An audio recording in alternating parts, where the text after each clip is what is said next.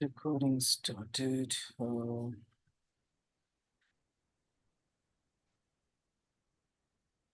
Hey everyone, welcome back to Healthy Mind, Healthy Life.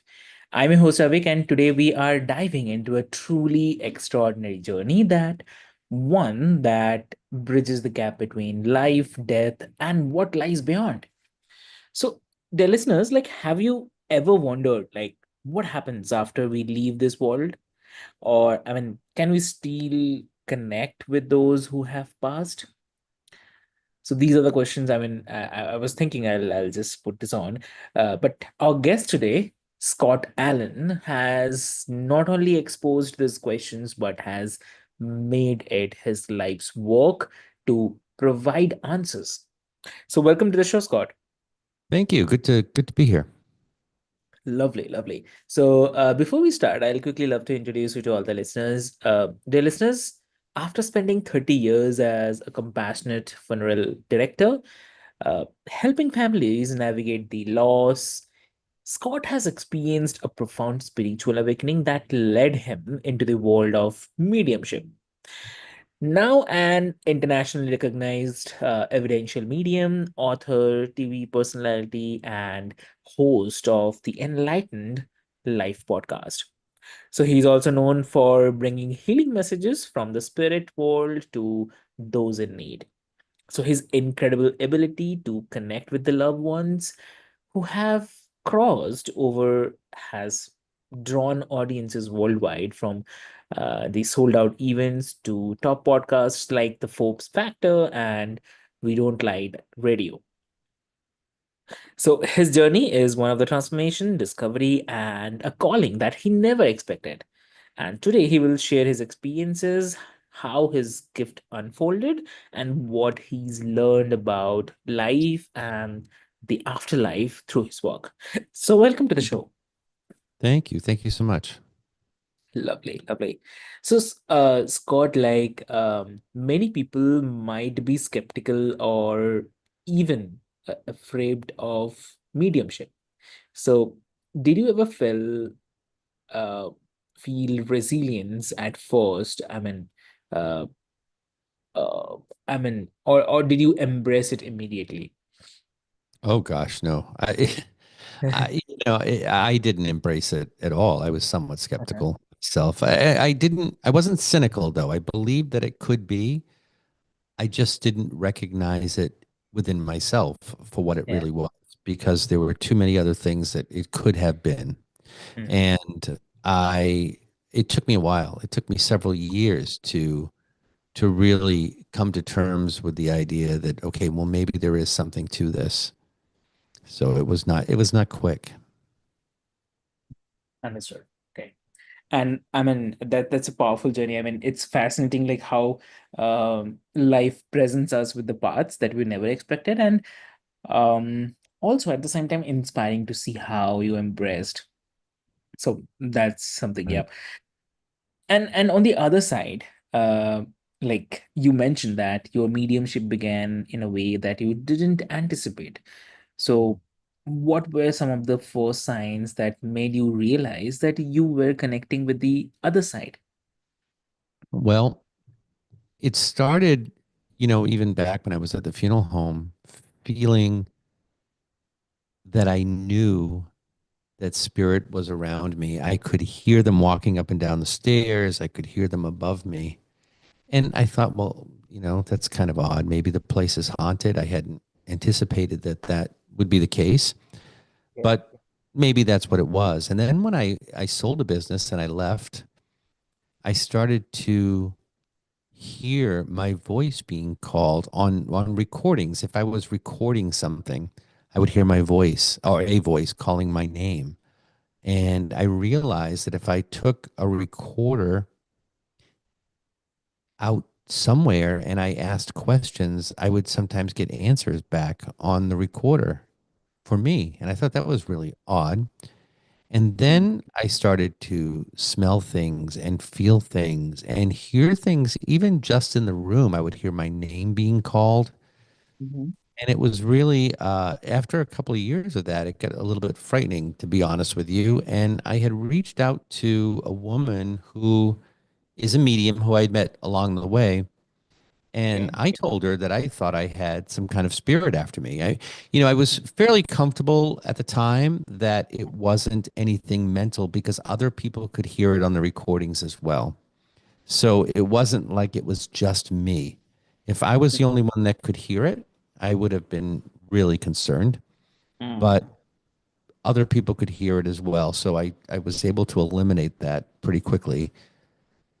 But then she told me that I was a medium and I didn't believe her. And it took me a very long time to come to Okay. terms with that. She connected me with a woman who is a shaman and a healer and a medium. And I worked with her for a while, and she suggested that would do readings for people I didn't know, just like friends of friends kind of thing. And I humored her, and to my surprise, they understood what I was saying. It was just really a very odd thing, and how it unrolled after a period of 3 or 4 years. And even now, when I do my podcast, sometimes I go through and I do the editing, and I can hear. I actually have someone edit now, but I would hear my name being called out on the recording, and it would be only on one recording. It wouldn't be on maybe the guest recording. It might be just mine or vice versa. And so, it took me a while to figure it out. And then I realized that I was getting calls from people to do readings for them. And I thought, my God, like I have a full-time job. I can't be doing this. And once I said, okay, all right, I get it, I'll do it, Mhm. opportunities just began to lay out in front of me. It was very, very strange. Yeah, exactly. Lovely. So, it's really amazing to hear this. Uh, how did you distinguish between your own thoughts and the genuine communication from the spirits? Yeah. Well, and that's a real thing. I think learning to understand what is yours and what is given Yeah. to you is really one of the most difficult things. This is why I don't read friends and I don't read family. Mm-hmm. And it's because I can't decide what is coming to me from what I know. Mm-hmm. I also, uh, I know that if I'm talking to you and I Great. get an image or a thought, or I hear something, or I feel an emotion or a sensation, I know myself well enough to know that it's not me. If Mm-hmm. I'm talking to you and all of a sudden I see a great big dog, like in my mind's eye, or, you know, there's no reason for me to be thinking of that. There's no, we weren't talking about it. I don't know anything about you, but, maybe you have a dog, that it was these sorts of things that I started to realize. And it would be the same thing over and over again. So if someone passed in an automobile accident, I would see the same car. It was always the orange car. Okay. And now, as I do it, it's not that way anymore. I still get the visuals, but it's much more fine tuned. I Mm-hmm. just know it. I get that clear cognizance, this knowing that I'm supposed to be saying something or feeling something, or that it's true and it's not for me. But I don't get into the whole, well, what do you do with skeptics? I don't do anything with skeptics. Yeah, it's just not my job to prove to people that this is real or not real. If you believe it and you're into it, that's great. If you're not, that's also okay. I'm not trying to convince anybody of anything. Wow. And that must have been such a profound moment. I think many listeners relate to having unexplainable experiences, but uh, like might not know how to interpret them. So Right. that's something to be great. Yeah. Yeah, without a doubt. Without a doubt. And I think, I work with other mediums who are just starting out and learning how to control some of this. But I also Mhm. do a lot of training on my own, and I work with other mediums who are advanced. And it's still something. Trust is a really big deal. When you don't trust, it doesn't work right because your mind wanders and you start to question everything you get. When you trust and you no longer question, Mhm. then it just sort of happens. And we don't know, at least for me, I don't know why I get a particular message or a particular image or thought or whatever it might be. It's not for me to interpret. Mhm. It's for the person who's sitting with me to understand and interpret. So you just have to learn to stop that and trust what you get. Mhm. Understood. Yeah. Yeah.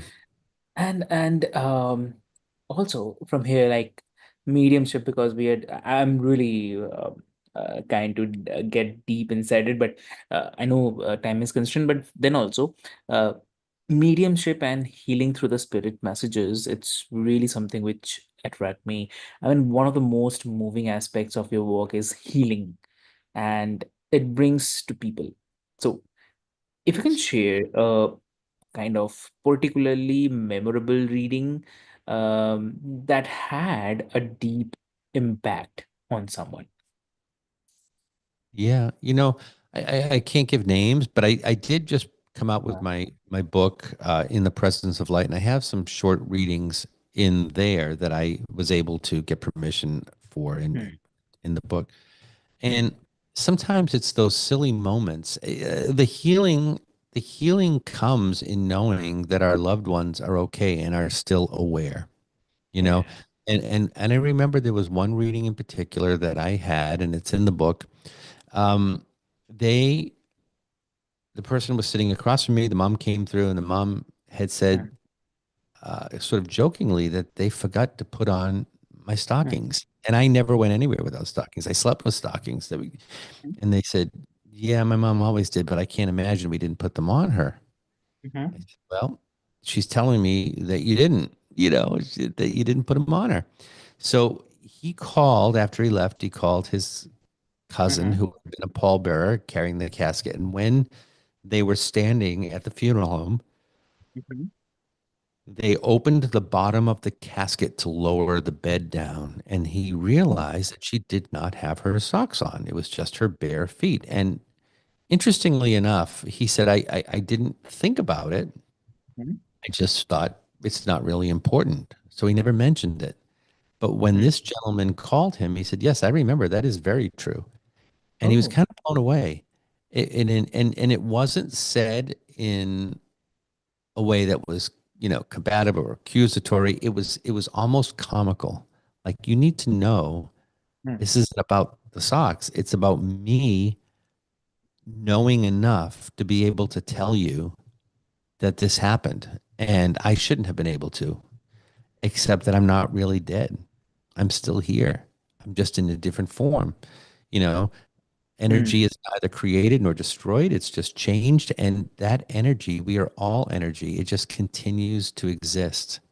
So that's one moment, and is it profound? No, it's not. The woman didn't have any socks on, but it's profound in the sense that the son was able to move on and understand that, hey, wait a minute, my mom is still with me. hmm, She's still here. She still knows what I'm doing. I just had a reading today with someone, and the grandmother came through and mentioned the two little girls that the brother had. And so, these are the kind of things that just make you go, wow, that's amazing. hmm. Exactly. Yeah. So, do you believe that everyone has the ability to connect with the spirit, or is the mediumship a unique calling? Well, I think we have to talk about what is psychic and what is medium, right? Psychic, medium, they're two different things. Psychic is someone that tunes into the energy of people around them, and they tend to be very intuitive. So, in other words, the phone rings and you know who's there before you even pick up the phone. I think we all have that to a certain degree. And if you think of what it takes to play a piano, I might be able to teach you to play Three Blind Mice, but I may not be able to teach you to be Chopin. We all have a different ability and a different skill set. When it comes to mediumship, mediumship is connecting with spirits on the other side. There are differing thoughts on this. My feeling is that not everyone does have that. I feel like everyone's a little psychic to a certain degree, but not everyone is a medium. All mediums are psychic. Not all psychics are mediums. So I think that the mediumship thing is unique, but the psychic part is not, if that makes sense. Exactly. Yeah. And I mean, it's so heartwarming. I mean, it's incredible like how a message from a loved one can bring such peace and closure. So if I have to say uh this experience which you were mentioning, Mhm. I'm not, I don't know, like I'm a medium or not or what, but I can feel. I mean, I can't see, I can feel, I can smell, and even I did as well. So and very well. And if there is some presence, I can feel Mhm. that. Uh, Mhm. I mean, around myself. So that is something which I think like sometimes I felt like they want to say something, or maybe I don't know. I never understood that part. Like sometimes when I feel the presence, I used to smell sometimes very good. I mean, a good Yeah. fragrance, or Mhm. maybe it's a flower, or maybe it's a kind of I don't know what it's called. Oud, oud, which is a spray. Uh, Yeah. Mhm. Kind of what to say, it's a kind of a spray. I mean, it's used on body actually to smell good, basically. So Yeah. that kind of smell. And sometimes I feel a very bad smell. Oh, that's interesting. Wow. Yes. Yeah. So that is something I can't figure it out. um but it is in my mind, like why so, when I feel, why so different symptoms, or kind of different signs. Mhm. So what do you think? I mean, Yeah. yeah. Well, I think that's how spirit communicates, and there are other clairs, and that's all one of them. You may not get the visual. Mm-hmm. Some get more or less of others. I don't. I mean, I hear, but I don't hear a lot. It's mostly visual claircognizance, which is this knowing and understanding. It's like a memory that's not yours. So that is how spirit communicates. You just have to understand how it works and how it works for you and what they're trying to say. So if you're sitting with someone and you're getting these thoughts, then that's Mm-hmm. something that you want to share. Why are they talking to me about Okay. X, Y, or Z? Why is Mm-hmm. that? And you may understand, and to sit there and say to yourself, it's sit quietly, turning off your mind. I don't know if you meditate at all, but to sit quietly and say, well, what is this? Does this feel female? What does a female feel like? Does it feel male? What does the male feel like? Does it Mm-hmm. feel older or younger? Where are they on the family tree? Are they above you? Are they below you? And these are the Mm-hmm. kinds of ways you can start training yourself. And sometimes it's just a feeling. It's not because you see them, you just know it. And that's a really difficult thing to learn and to trust. If you're getting those types of feelings and symptoms, and yeah, I Mm-hmm. would say there's definitely something going on with you, that you may be developing and opening up to something. Have you had that your whole life, or is that just more recent? No, not whole life. I mean, feeling I have done it from. I felt it from, like, uh, I mean, after childhood, definitely. Which Mhm. is, I mean, when I was in, I was studying in sixth or seventh standard. I mean, the Mhm. teenage only. So from that time only, I started realizing and started feeling that, but Mhm. they never hurt me. I never got any negative thing or something. But yes, I felt that. Yeah, it's funny though. I didn't know I was getting messages until Mm-hmm. someone told me you're getting messages. You need to understand what they're trying to say Mm. because they don't speak in English to me, and Yeah. it's funny, are you in India? Do you live in Yeah. India? I'm an Indian. Yeah. Okay.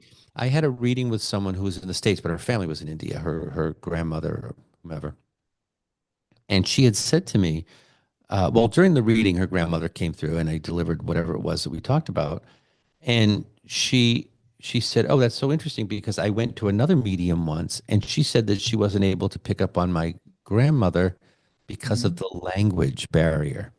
And I Oh. said, "There is no language barrier. Nobody speaks English to me. It's all telepathy. It's feelings Yeah. and thoughts and emotions and ideas, and it's not like they speak English or whatever they speak." Mhm. So I feel like that's one of the benefits, but we don't recognize it as a language because it's not how we communicate True. on earth in this way.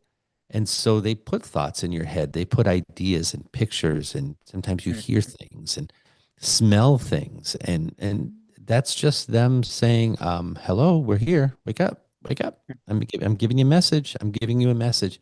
And what does that mean? And sometimes I don't know the message. I might be sitting with you and I might say, gee, they're showing me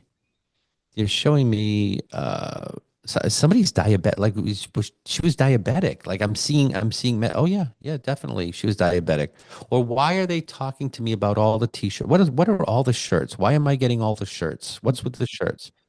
Oh my God, because we went and we had something made out of all his shirts. We collected them all. We had boxes of them, and then we made something of that.